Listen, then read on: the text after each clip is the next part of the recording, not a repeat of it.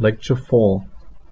In this lecture you get acquainted with some psychological aspects of basic income. First of all, what did the Canadian pre-Indian say about money?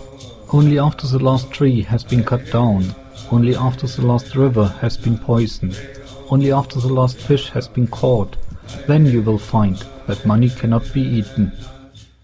Nevertheless, people struggle for money and demand a basic income for all without thinking about the Cree prophecy. Many guess all their problems would be solved by a basic income and that they just need enough money for living. But why do people desire money? Let's have a look to the behavioral research of Ivan Pavlov. Pavlov found that a dog salivated before a stockman came to feed the animal.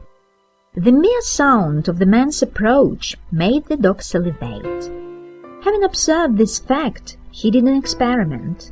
While feeding the dog with a piece of meat, he rang a bell and repeated this several times. After a while, the dog started to salivate when it heard the bell without smelling or seeing the meat.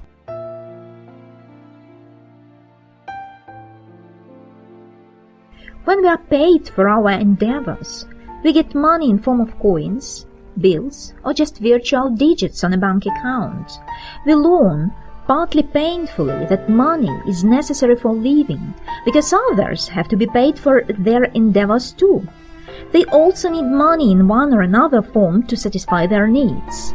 Consequently, money is similar to the sound of Pavlov's bell. The dog, if he could, would struggle for the sound instead of satisfying his needs directly. But what are our needs? In 1943, the US-American psychologist Abraham Maslow suggested a model which organized the basic needs hierarchically. The bottommost level describes the physiological needs, like air, water, food, rest, exercise, etc. Upon this, the safety needs are built like shelter, job security, retirement plan, and insurance. Further, love and belongings, children, friends, partners are important, which lead to self-esteem with fame, recognition, reputation, and dignity. Only after fulfilling these needs, as Maslow says, a human reaches confident achievements and freedom. Otherwise, the human stands within the human.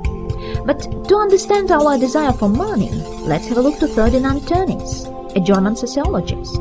He wrote the book Gemeinschaft und Gesellschaft in 1887, which was translated as Community and Society. According to Tönnies, people live in groups together, and the main topic of sociology is the question how people accept each other in these groups. In the mentioned book, he differentiated groups in three kinds of communities and one society. These three kinds of communities are: the community of blood, understood as relationship, which he associated with houses; the community of places, understood as neighborhood, which he associated with villages; and the community of spirit, understood as friendship, which he associated with cities. Within these groups, there is no exchange of financial means needed. The relations are proved and based on trust. The members help each other without an expectation of a return. However, societies are characterized by strong individualism and anonymity.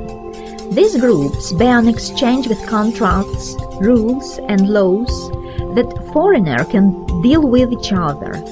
Such groups are countries, states, and the whole world. You can interpret Tönnies that money is abundant debt, which allows the owner to claim for something else.